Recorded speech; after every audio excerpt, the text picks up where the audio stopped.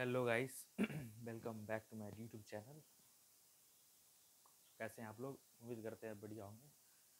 तो आज हमारा एक लेक्चर है, मतलब आज हम कुछ नया सीखेंगे। रेडॉक्स रिएक्शन के बारे में आज हम स्टडी करेंगे फिर से, ठीक है।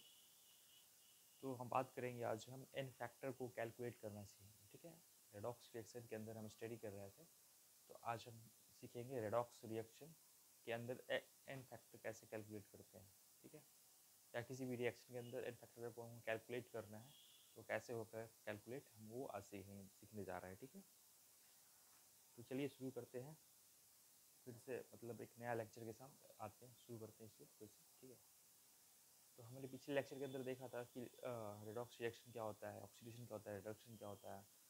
फिर हमने ऑक्सीडेशन स्टेट कैलकुलेट करना सीखा, ठीक है।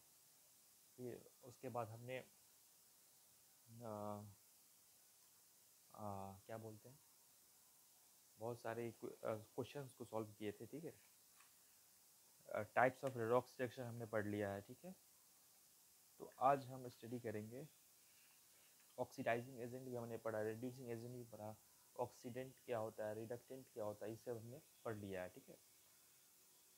तो अब हम एक एन फैक्टर कैलकुलेशन की बात करेंगे, ठीक है। एन फैक्टर कैलकुलेशन क्या होता है उसके बारे में आज हम स्टडी करेंगे। तो पहले हम हेडिंग डाल देते हैं एन फैक्टर कैलकुलेशन, ठीक है।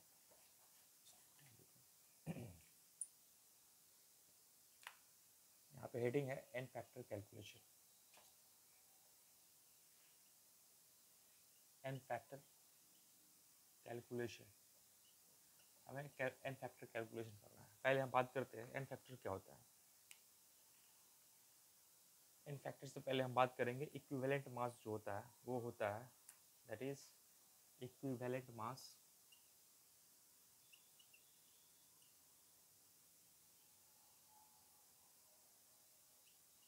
Equivalent mass is equal to molecular mass या molar mass divided by N factor. बोल सकते हैं इक्विवेलेंट मास जो होता है वो होता है molar mass divided by N factor. तो अगर हमें एन फैक्टर मतलब इक्विवेलेंट मास कैलकुलेट करना है तो हम क्या कर सकते हैं, पहले हमें मोलर मास पता होना चाहिए और एन फैक्टर पता होना चाहिए, ठीक है।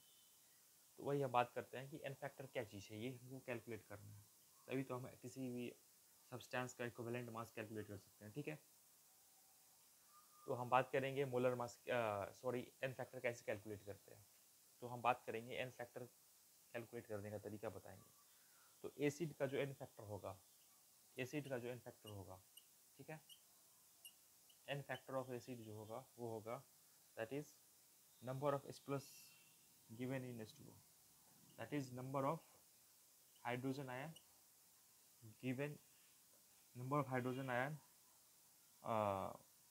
Given in H2O। मतलब क्या हुआ कि हम कितना हाइड्रोजन आयन, एसिड का मतलब क्या होता है जो वाटर के अंदर जाके डिसॉल्व होता है और क्या देता है, H प्लस आयन देता है, ठीक है। तो उसका एसिड का जो एन फैक्टर होगा वो हो जाएगा कितना H प्लस आयन उसने वाटर के अंदर दिया है, ठीक है। तो वो हो जाएगा एसिड का एन फैक्टर। बेस का एन फैक्टर देखते हैं क्या होगा। बेस का एन फैक्टर होता है दैट इज, बेस का जो होगा वो हो जाएगा number of hydroxide ion, number of hydroxide ion given in H2O, ठीक है। ये हो गया बेस का एन फैक्टर। आयन का एन फैक्टर क्या होगा, आयन का भी होता है एन फैक्टर। आयन का मतलब जिसके ऊपर चार्ज प्रेजेंट है, ऐसा स्पीसीज जिसके ऊपर चार्ज प्रेजेंट है उसको हम आयन बोलते हैं, ठीक है। उसका होगा जो होगा वो हो जाएगा that is mode of, mode of charge on ion, मतलब चार्ज ऑन आयन, उसका मोड ले लेंगे। जैसे मान लेते हैं कि कैल्शियम आयन जो है इसका एन फैक्टर क्या होगा, तो इसका एन फैक्टर ये होगा कि जो चार्ज प्रेजेंट है उसका मोड, चार्ज जो होगा उसका मोड हम ले लेंगे क्या, ठीक है। तो जो चार्ज यहाँ पे है +2 है तो उसका +2 का मोड ले लेंगे तो ये हो जाएगा 2। तो एन फैक्टर कितना हो जाएगा कैल्शियम आयन का, वो हो जाएगा 2, ठीक है। कैल्शियम आयन हमने देख लिया। अब हम बात करेंगे n factor of elements. Elements जो होते हैं उनका एन फैक्टर कैसे कैलकुलेट करेंगे? तो एलिमेंट्स का जो एन फैक्टर होगा वो होगा वैलेंसी होगा उसका। ठीक है, एलिमेंट्स का जो एन फैक्टर होगा वो उसका वैलेंसी होगा। ठीक है, तो यहाँ पे हमने देखा एलिमेंट्स का एन फैक्टर क्या होगा, वैलेंसी होगा। आयोनिक कंपाउंड की बात करें, आयोनिक कंपाउंड उम्मीद करते हैं आपको यहाँ तक दिख रहा होगा। ठीक है, आयोनिक कंपाउंड की बात करते हैं। ठीक है, इसको इरेज कर देते हैं।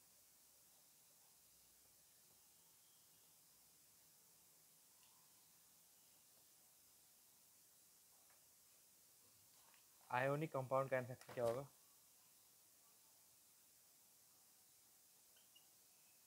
आयोनिक कंपाउंड का जो एन फैक्टर होगा वो होगा चार्ज ऑन केटाइन और एनाइन, चार्ज ऑन केटायन और अनायन, ये हो जाएगा आयोनिक कंपाउंड का एन फैक्टर। जैसे मान लेते हैं NaCl ले लेते हैं, सोडियम क्लोराइड। इसमें क्या होता है, जो सोडियम है वो हम Na प्लस हो जाएगा, क्लोरीन माइनस Cl माइनस होगा, ये आयोनिक कंपाउंड है। तो जो कैटाइन है उसके ऊपर कितना चार्ज प्रेजेंट है, +1, अनाइन पे -1% है। तो ये हो जाएगा हमारा that is charge on cation. Charge कितना कैटाइन पे, +1 है, या फिर चार्ज जो अनाइन पे है वो -1 है। तो ये हो जाएगा दैट इज, इसका हो जाएगा 1, एन फैक्टर कितना हो जाएगा, 1 हो जाएगा। ठीक है, तो ये हो जाएगा आयोनिक कंपाउंड का एन फैक्टर हो जाएगा। ठीक है, अब हम बात करेंगे n factor of a chemical reaction. N factor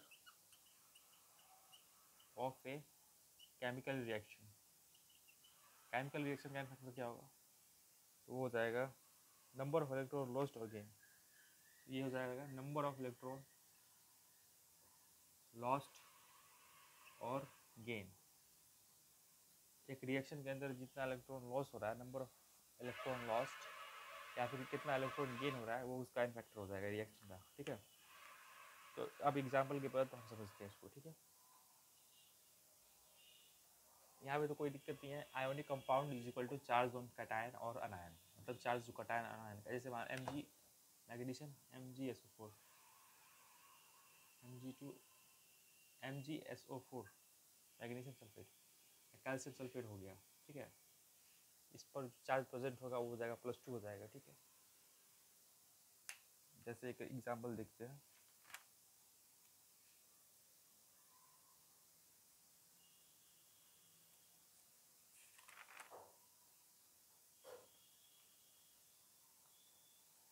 ठीक है, एन फैक्टर हमें कैलकुलेट करना आ गया। ठीक है, अब हम बात करते हैं, एक एग्जांपल की बात करते हैं। ठीक है, इसको मिटा देते हैं, इसको मिटा देते हैं।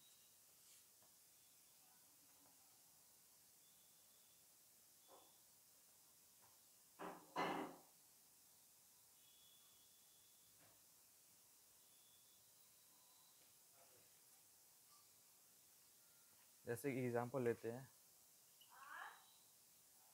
एग्जांपल है दैट इज एक कंपाउंड है AXBY। ठीक है, वो देता है AZBW।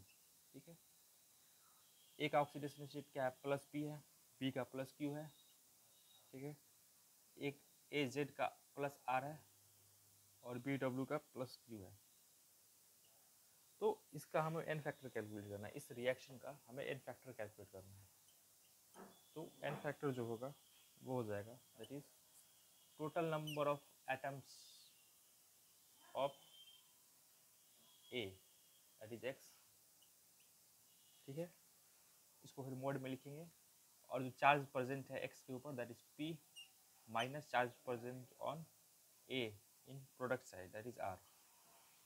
तो ये इसका एन फैक्टर हो गया। ठीक है, ये कैसे हुआ सर, हमको पता करना है कैसे हो गया ऐसे, मतलब तो एन फैक्टर पहले हम बात करेंगे कैसे कैलकुलेट करते हैं। तो एन फैक्टर में हमें पता होना चाहिए ना कि जो ऐसा ही कैलकुलेट किया जाता है। जैसे टोटल जितना एटम है X का, ए का जितना एटम्स है उसको हम लिखेंगे पहले, फिर मोड लगाएंगे, और जो ऑक्सीडेशन स्टेट है P का, ऑक्सीडेशन स्टेट जो ए का है वो हम लिखेंगे P, फिर माइनस कर देंगे। और यहाँ पे क्या हो रहा है, सिर्फ और सिर्फ ए का ऑक्सीडेशन स्टेट चेंज हो रहा है। तो ए का जो ऑक्सीडेशन जो चेंज आया दैट इज यहाँ पे प्लस आर हो गया, तो वो हम माइनस कर देंगे यहाँ पे आर, तो इसका क्या हो जाएगा, ए का क्या हो जाएगा, एन फैक्टर हो जाएगा। ठीक है, इसको हम कैलकुलेट भी करेंगे, तो देखते हैं एग्जाम्पल के जरिए कैसे इसको हम कैलकुलेट करते हैं। तो एग्जाम्पल लेते हैं, जैसे MnO4 माइनस 2 ये देता है, MnO देता है। ठीक है, तो हम बात कर सकते हैं ना कि MnO4 दे रहा है, -2 नहीं है, सॉरी, MnO4 गिव्स MnO। ठीक है, तो ये हम बात करेंगे MnO4 का जो ऑक्सीडेशन स्टेट कितना होगा, उसमें Mn का ऑक्सीडेशन स्टेट कितना होगा, तो वो हो जाएगा that is x minus 8 is equal to 0।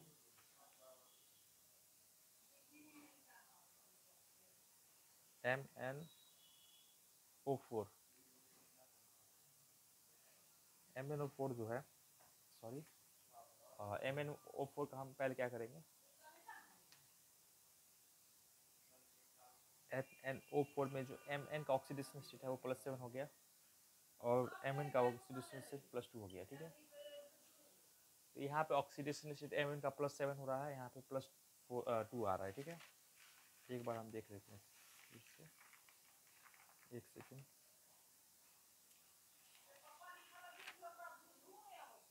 MnO4 minus है, ठीक है, MnO4 माइनस,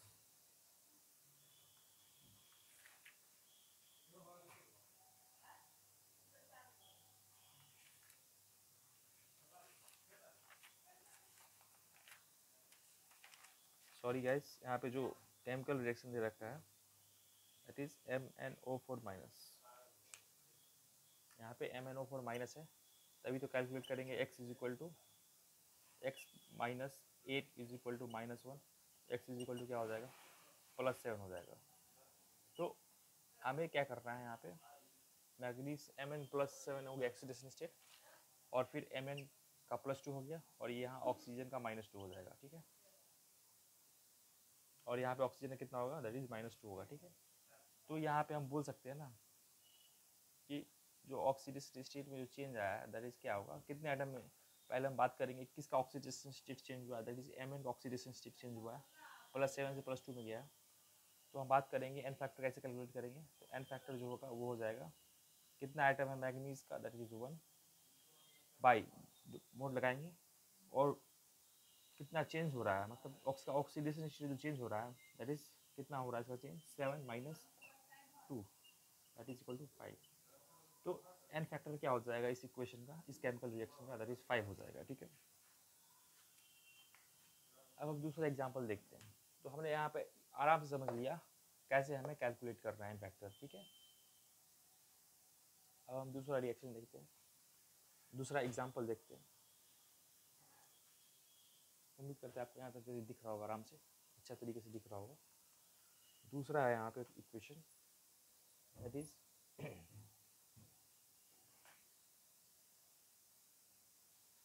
यहाँ पे हम इसको दूसरा लिख रहे हैं,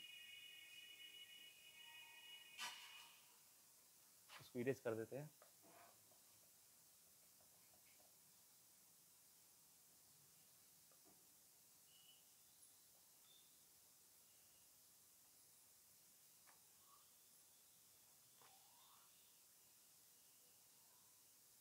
दूसरा एग्जांपल देखते हैं हम, जैसे दूसरा एग्जांपल है AXBY gives AZBW plus AMBN, balance the redox reaction. हमें इसका एन फैक्टर कैलकुलेट करना है, दैट इज ए का प्लस पी हो जाएगा, बी का प्लस क्यू हो जाएगा, ए जेड का प्लस आर हो जाएगा, बी डब्ल्यू का प्लस क्यू हो जाएगा, ए एम का प्लस पी हो जाएगा, और बी एन का प्लस क्यू हो जाएगा। ठीक है, यहाँ पे हम देख सकते हैं कि बैलेंस, यहाँ पे हमें एन फैक्टर कैलकुलेट करना है इस इक्वेशन का।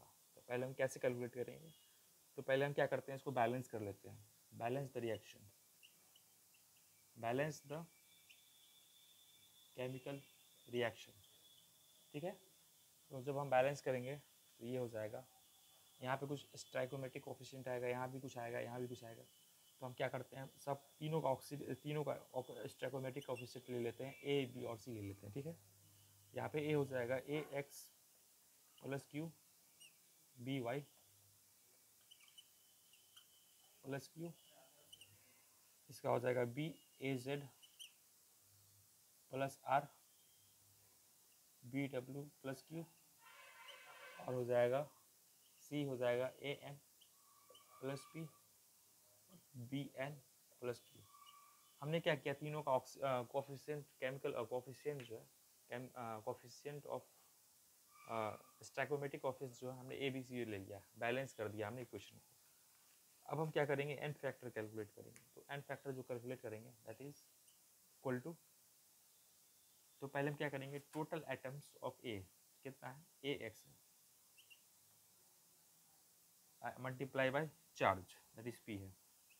फिर करेंगे माइनस, क्योंकि यहाँ पे जो ऑक्सीडेशन स्टेट है यहाँ पे ए का ही चेंज हो रहा है, क्यू बी का क्यू है, यहाँ भी क्यू है और यहाँ भी क्यू है, और सिर्फ ए का चेंज हो रहा है, ए यहाँ पे पी है, यहाँ पे आर है और यहाँ पे पी है। कुछ मतलब ए में कुछ का चेंज आ रहा है, कुछ का चेंज नहीं आ रहा है, मतलब कुछ ए जो एलिमेंट है उसमें से किसी कुछ का चेंज आ रहा है, जैसे ए एक्स का चेंज हो रहा है पी, ए जेड का हो रहा है चेंज आर, मतलब कुछ का चेंज हो रहा है यहाँ पे और कुछ का चेंज ही नहीं हो रहा है, दैट इज ए जो पी ए पी है, ए का जो ऑक्सीडेशन स्टेट पी है, यहाँ भी पी है तो यहाँ भी पी है, ठीक है। और यहाँ पे कुछ का चेंज आ रहा है, जैसे ए का ऑक्सीडेशन स्टेट कितना है, यहाँ पे जेड है, मतलब आर है और यहाँ पे पी है, तो हम बोल सकते हैं ना कि एन फैक्टर जो होगा वो हो जाएगा ए एक्स पी, ठीक है, मतलब total number of atoms of A multiply by oxidation state, फिर minus total number of elements of A in product side that is B Z into R, into R बोल सकते हैं, यहाँ एक्स लिख देना होगा अच्छा से, एक्स पी यहाँ पे बी जेड इंटू कितना हो जाएगा, बी जेड इंटू आर, फिर माइनस सी एम, मतलब टोटल आइटम कितना होगा ए का, C M multiply by P divide by, ये हो गया, फिर divide by total atoms of A in reactant side that is A x, ठीक है। तो ये हमें कैलकुलेट करना आ गया, एन फैक्टर कैसे कैलकुलेट करते हैं, ठीक है। अब हम कुछ एग्जांपल देखेंगे और उसको हम उसका एन फैक्टर कैलकुलेट करेंगे, ठीक है। इसको हम क्या करते हैं, यहीं पे इसको लिखते हैं, एग्जांपल दे रखा है यहाँ पे, देखते हैं हम यहाँ पे, जैसे एग्जांपल है KMnO4, एग्जांपल दे रखा है KMnO4 plus HCl gives KCl plus MnCl2 plus H2O plus Cl2। दिख रहा है आपको, दिख रहा है, लेकिन यहाँ पे आराम से थोड़ा क्लियर नहीं दिख रहा है, ठीक है। इसको हम क्या करते हैं, इसको इरेज कर देते हैं, यहाँ पे हम इसको इरेज कर देते हैं, इसको हम यहाँ पे इरेज कर देते हैं, यहाँ पे हम सॉल्व करेंगे इसको।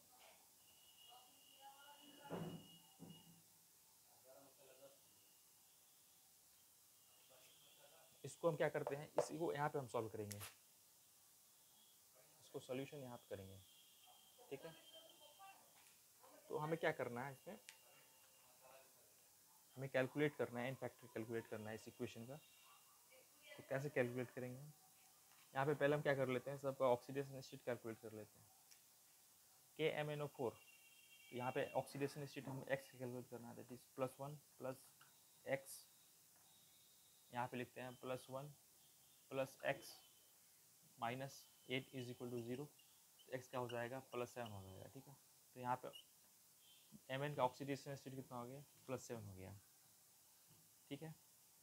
HCl में H का +1, Cl का -1, KCl में +1 -1, MnCl2 में क्या करेंगे, MnCl2 का ऑक्सीडेशन स्टेट Mn का कैलकुलेट करना है, that is x - 2 is equal to 0, x is equal to M +2, ठीक है।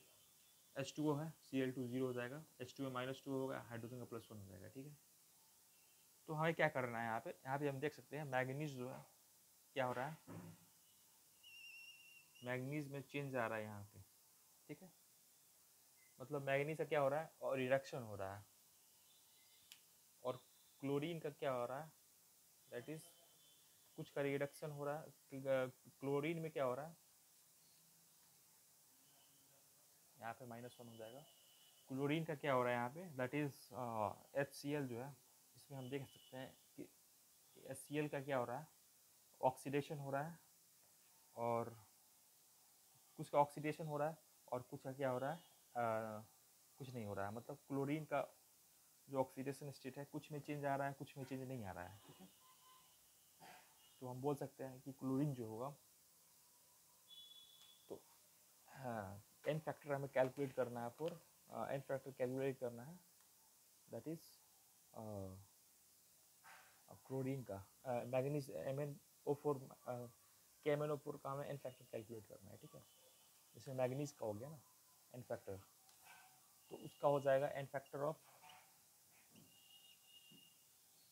KMnO4 हम बोल सकते हैं, तो वो हो जाएगा दैट इज, तो ये पहला वाला जो हमने पढ़ा है कि total number of atoms of manganese that is X, क्योंकि इसमें जो KMnO4 का जो ऑक्सीडेशन स्टेट है, जिसमें Mn के अंदर एक ही कुछ का चेंज आ रहा है, मतलब कि Mn का जो ऑक्सीडेशन स्टेट है चेंज कर रहा है, तो हम क्या बोल सकते हैं कि MnO4 का जो एन फैक्टर होगा वो हो जाएगा that is total number of atoms of manganese that is 1 हो गया। फिर मोड लगाएंगे और उसका ऑक्सीडेशन में चेंज आ रहा है वो हम लिख देंगे, दैट इज +7 से लेके -2। यहाँ पे Mn का हो जाएगा +2 है, ये -2 हो जाएगा, +2 हो जाएगा सॉरी, तो ये हो जाएगा हमारा 7 - 2 दैट इज 5। तो एन फैक्टर जो होगा KMnO4 का जो हो जाएगा दैट इज 5 हो जाएगा, ठीक है। अब हमको Cl का कैलकुलेट करना है एन फैक्टर, ठीक है, क्योंकि Cl के अंदर कुछ का चेंज आ रहा है, कुछ का चेंज नहीं आ रहा है, तो हम उसका कैलकुलेट करेंगे। इसको हम इरेज कर देते हैं, जैसे हम यहाँ पे देख सकते हैं, तो इसको हम इरेज करते हैं, इसको हम इरेज करते हैं। अब हम देखते हैं Cl के अंदर एन फैक्टर कैसे कैलकुलेट कर सकते हैं Cl का। तो हम बोल सकते हैं ना कि जैसे इसके अंदर हम जो एन फैक्टर कैलकुलेट कर रहे थे AX का, जिसके अंदर कुछ का चेंज आ रहा है ऑक्सीडेशन स्टेट में, दैट इज यहाँ पे +R हो गया, यहाँ पहले +Q था, +P था, +R हो गया यहाँ पे, और कुछ का चेंज नहीं आ रहा है, जैसे जो P है ऑक्सीडेशन स्टेट, वहाँ भी प्रोडक्ट साइड में P है, तो रिएक्टेंट साइड में भी ऑक्सीडेशन स्टेट +P है, मतलब चेंज नहीं आया है, कुछ का चेंज आया है, कुछ का चेंज नहीं आया है।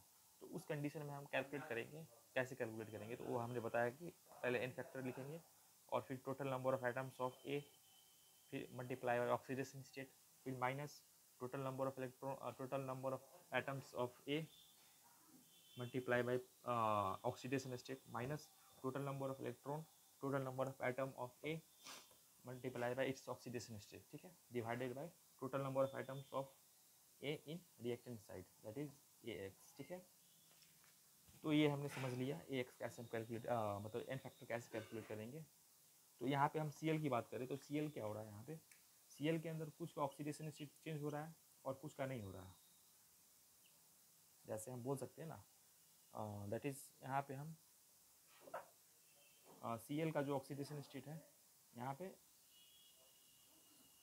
Cl का ऑक्सीडेशन चेंज हो रहा है, कुछ में चेंज हो रहा है, कुछ में चेंज नहीं हो रहा है। जैसे यहाँ पे -1 में है तो यहाँ भी -1 में है, और यहाँ -1 में है, यहाँ पे 0 में आ गया।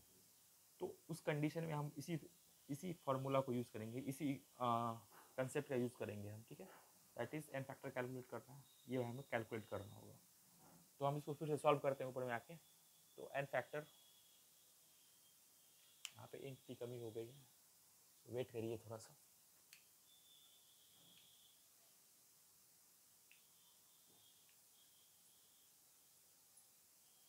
वेट करिएगा, इसमें हम इंक भर रहे हैं।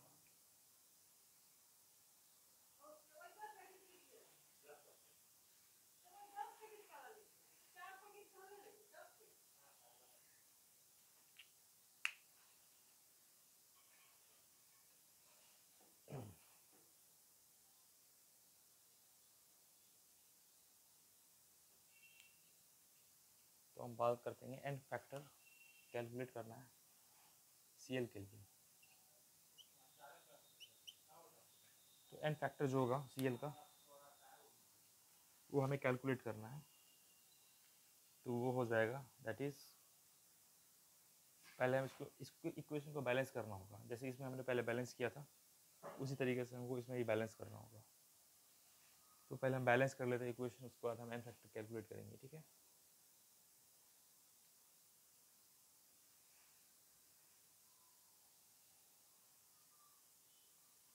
तो उसको हमको बैलेंस करना है इक्वेशन को। पहले हम बात करेंगे Mn कितना, इधर 1 है, इधर भी 1 है। पोटेशियम इधर कितना है, 1 है, इधर भी 1 है। क्लोरीन इधर कितना है, उधर 2 है, 2 2 2 4 है क्लोरीन, इधर एक ही क्लोरीन है। एक सेकेंड, 2 2 4 1 5 क्लोरीन है। यहाँ पे कितना है, 5 क्लोरीन करना होगा यहाँ पे, सॉरी 2 क्या हो जाएगा, यहाँ पे 2 हो जाएगा, यहाँ पे 16 हो जाएगा, यहाँ पे 2 हो जाएगा, और यहाँ पे 2 हो जाएगा, यहाँ पे 8HO2 और यहाँ पे हो जाएगा 5Cl2। ये हमने पहले इक्वेशन को बैलेंस कर दिया है, ठीक है। इक्वेशन को मैंने बैलेंस किया है। अब हम क्या करेंगे, कैलकुलेट करेंगे n factor for Cl ion. तो हम क्या करेंगे, total number of items of chloride that is 16, यहाँ पे बात करेंगे 16, फिर charge present on the oxidation state present on the chloride ion that is -1, तो इनटू मल्टीप्लाई करेंगे -1, फिर माइनस करेंगे, यहाँ पे हम कैलकुलेट करेंगे that is 2 chloride ion, that is 2 chloride ion 2 है, into charge present that is -1, फिर माइनस, यहाँ पे क्लोराइड आयन कितने हैं, 4 है, -1, 4 इंटू -1, फिर माइनस, यहाँ पे क्लोराइड 0 मतलब 5 है, 10 है, 10 इंटू 0, ठीक है, upon total number of chloride items that is 16, हाँ Cl दैट इज 16 हम बात करें। इसको हम सॉल्व करेंगे that is -16 -2 minus minus minus +2 और यहाँ पे -4 +4 बाई 16। इसको हम मोड मिलेंगे, ये हो जाएगा 16 + 6 मतलब 10 हो जाएगा, 10/16 दैट इज 5/8। तो ये हो जाएगा 5/8 हो जाएगा ऑक्सीडेशन एंड फैक्टर हो जाएगा क्लोरीन का, ठीक है। तो हमने इसको पहले कैलकुलेट किया है, फिर पहले हमने इस इक्वेशन को बैलेंस किया है, जैसे यहाँ पे हमने बैलेंस किया था, और फिर क्या करेंगे, इसको बैलेंस करके इसको हम क्या करेंगे, एन फैक्टर कैलकुलेट करेंगे क्लोरीन आयन का, ठीक है। उम्मीद करते हैं आपको यहाँ तक समझ में आया होगा। तीसरा एग्जाम्पल देखते हैं।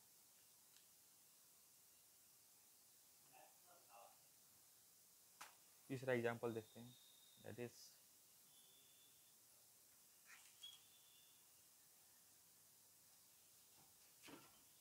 ओके। तीसरा एग्जाम्पल है, अगर both are oxidised and both are reduced, ठीक है।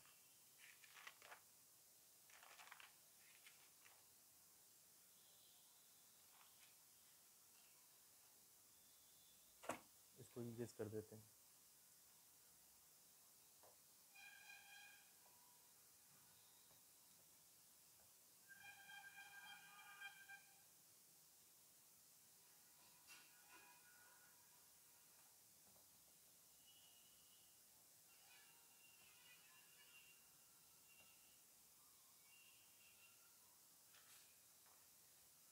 तीसरा एग्जाम्पल देखते हैं यहाँ पे,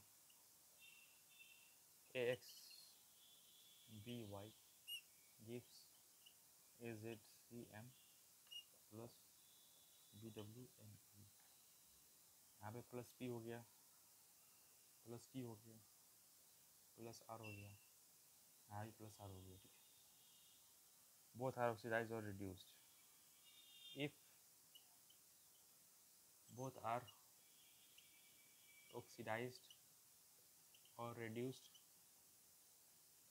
तब हम एन फैक्टर कैसे कैलकुलेट करेंगे, तब होगा N factor is equal to summation of N factor of all the species, summation of N factor of all the species.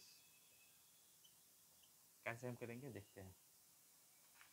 तो एग्जाम्पल की बात करें, पहले एग्जाम्पल देख लेते हैं।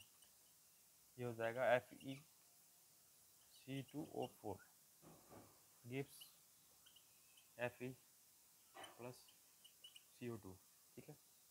तो हमको total n factor total calculate करना है, एन फैक्टर टोटल कैलकुलेट करना है इसका। तो हम बोल सकते हैं n factor of all the species. यहाँ पे पहले हम बात करेंगे आयरन क्या है, यहाँ पे कौन सा ऑक्सीडेशन स्टेट के अंदर है। तो आयरन जो है C2O4 जो है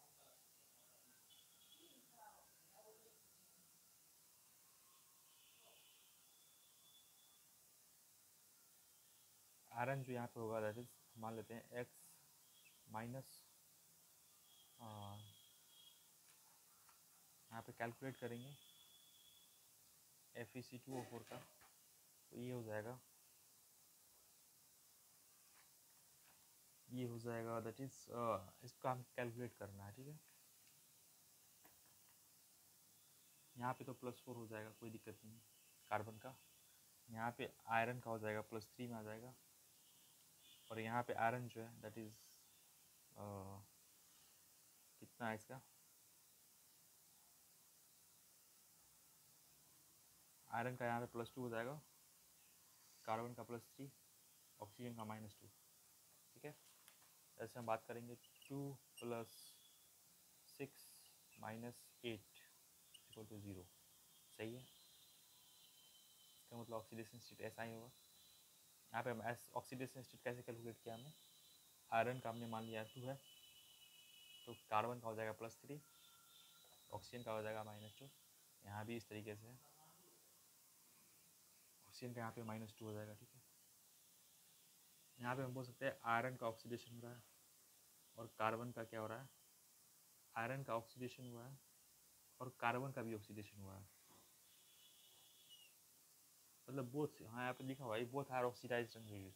जब दोनों ऑक्सीडाइज हो जाएगा या दोनों रिड्यूस हो रहा है, यहाँ पे आयरन भी ऑक्सीडाइज हो रहा है, कार्बन भी ऑक्सीडाइज हो रहा है, तो हम बोल सकते हैं कि जो एन फैक्टर होगा, N factor of all the N factor is equal to sum of N factor of all the species. पूरा जो एन फैक्टर होगा स्पीसीज का, sum of N factor of all the species. तो यहाँ पे कौन कौन सा स्पीसीज है जिसका ऑक्सीडेशन हो रहा है, तो यहाँ पे आयरन का ऑक्सीडेशन हो रहा है, कार्बन का ऑक्सीडेशन हो रहा है। तो हम बात करेंगे n factor of all the species. तो पहले हम एन फैक्टर ऑफ क्या निकालेंगे, that is n factor total की बात करें तो पहले एन फैक्टर हम आयरन निकालें, एन फैक्टर ऑफ Fe निकालते हैं, that is equal to charge total atom that is 1 divided, उसके बाद क्या करेंगे ऑक्सीडेशन स्टेट लिखेंगे यहाँ पे 2 - 3, तो ये हो जाएगा 1 हो जाएगा, ठीक है। और एन फैक्टर ऑफ कार्बन की बात करें दैट इज ये हो जाएगा 2 3 - 4 दैट इज 2। तो यहाँ पे 2 हो रहा है, 1 आ रहा है। तो एन फैक्टर जो टोटल होगा, एन फैक्टर टोटल वो हो जाएगा sum of N factor of all the species. तो ये sum of N factor of all the species, तो ये हो जाएगा 1 + 2 दैट इज 3। तो ये हो जाएगा 3 हो जाएगा। तो N factor of all the species जो होगा 3 हो जाएगा, ठीक है। अब चौथा केस देखते हैं। कुछ ऑक्सीडाइज हो रहा है, कुछ रिड्यूस हो रहा है, रेडॉक्स रिएक्शन है, ठीक है। Some are oxidised and some are reduced. तब एन फैक्टर क्या होगा, फिर डिस्प्रोपोर्शनल रिएक्शन के अंदर एन फैक्टर निकालेंगे, ठीक है। उसके बाद हम खूब सारा क्वेश्चन करेंगे। इसको इरेज कर देता हूँ।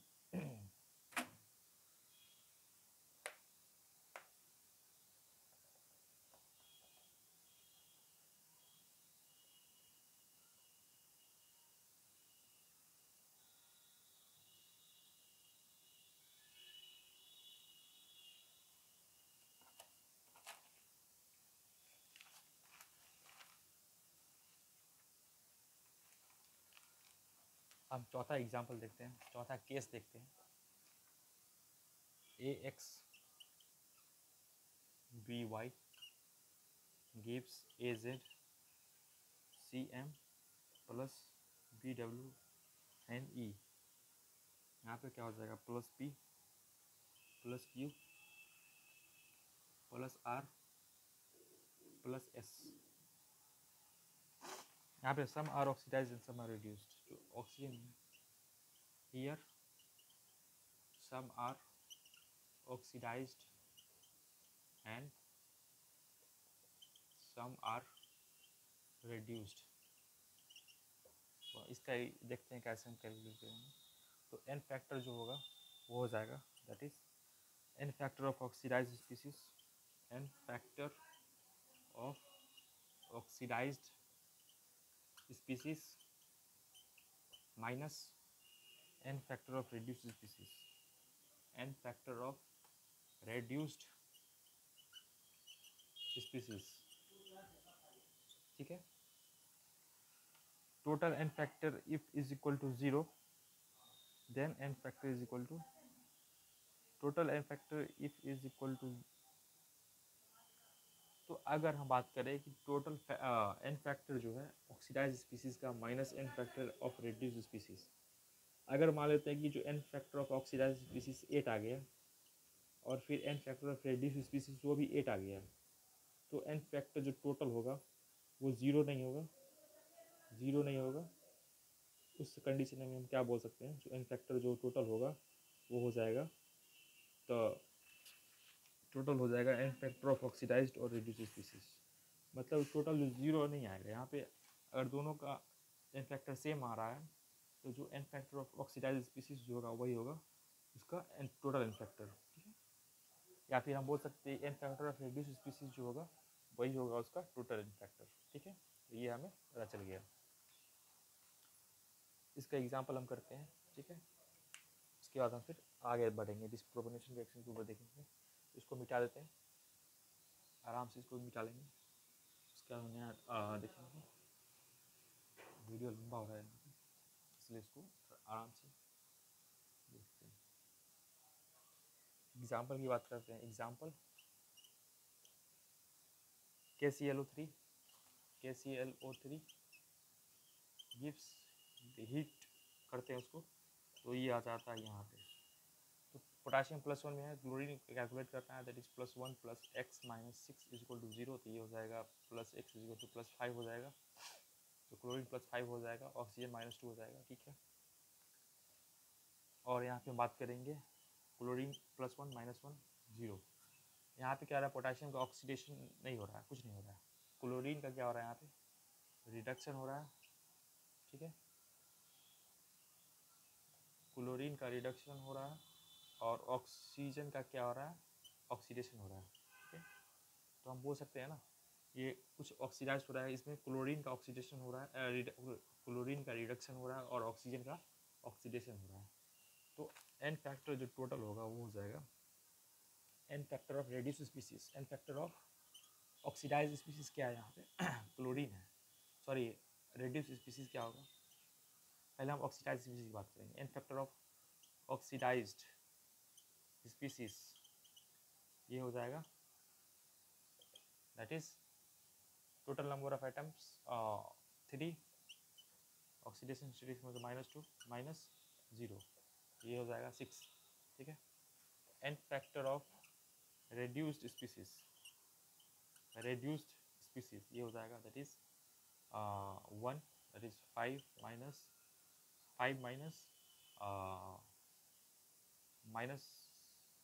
-1, दैट इज 1। ठीक है, तो ये हो जाएगा 6। अब देखो दोनों में n factor of oxidise species भी 6 है, n factor of reduced species भी 6 है। तो टोटल एन फैक्टर जो होगा वो हो जाएगा, that is equal to N factor of oxidise species और N factor of reduced species. तो यहाँ पे 6 हो जाएगा, 0 नहीं होगा। ठीक है, तो ये हमें समझ में आ गया। अब हम बात करेंगे डिस्प्रोपोर्शनल रिएक्शन की। उसके बाद हम नेक्स्ट टॉपिक पे आएंगे। ठीक है, इसको इरेज कर देते हैं।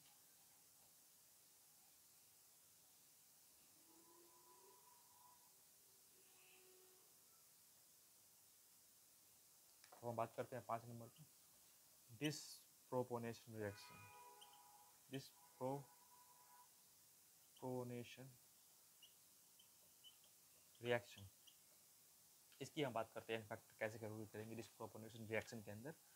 तो एन फैक्टर हम कैलकुलेट करेंगे, that is n factor total जो हो जाएगा वो हो जाएगा that is n factor of oxidised species, n factor of oxidised species into n factor of reduced species divided by n factor of oxidized species plus n factor of reduced species। ऊपर में multiply करना है, नीचे क्या करना है, add करना है। तो हम बात करते हैं एग्जांपल की, H2O2 जो है वो हो जाता है H2O प्लस O2। यहाँ पे H का +1, ऑक्सीजन का -1, यहाँ पे +1 -2 0। तो यहाँ पे बोल सकते हैं ना, ऑक्सीजन का क्या हो रहा है, रिडक्शन हो रहा है, और ऑक्सीजन का ऑक्सीडेशन भी हो रहा है। तो हम बोलते हैं n factor of oxidised species जो होगा एन फैक्टर वो हो जाएगा दैट इज 2। ऑक्सीजन का क्या हो रहा है, रिडक्शन ऑक्सीडेशन भी हो रहा है ना, ऑक्सीजन क्या हो रहा है, ऑक्सीडेशन कर रहा है, that is 2 charge percent that is -1 -0, ये हो जाएगा 2। और N factor of reduced species क्या हो जाएगा, n factor of reduced species ये हो जाएगा that is 2 -1 minus okay sorry reduced species हो जाएगा -1 इंटू -2, ठीक है। ये ऐड हो जाएगा 2 + 1 1, दैट इज ये भी 2 हो जाएगा, ठीक है। तो ये भी 2 हो जाएगा। तो टोटल जो एन फैक्टर होगा यहाँ पे लिख देते हैं, टोटल जो एन फैक्टर होगा वो हो जाएगा दैट इज इक्वल टू 2। यहाँ पे बात करेंगे टोटल एन फैक्टर क्या हो जाएगा, तो टोटल एन फैक्टर जो हो जाएगा एन, ये मार्कर का इंक खत्म हो रहा है भाई, इसको हम पहले फिल कर लेते हैं मार्कर के अंदर।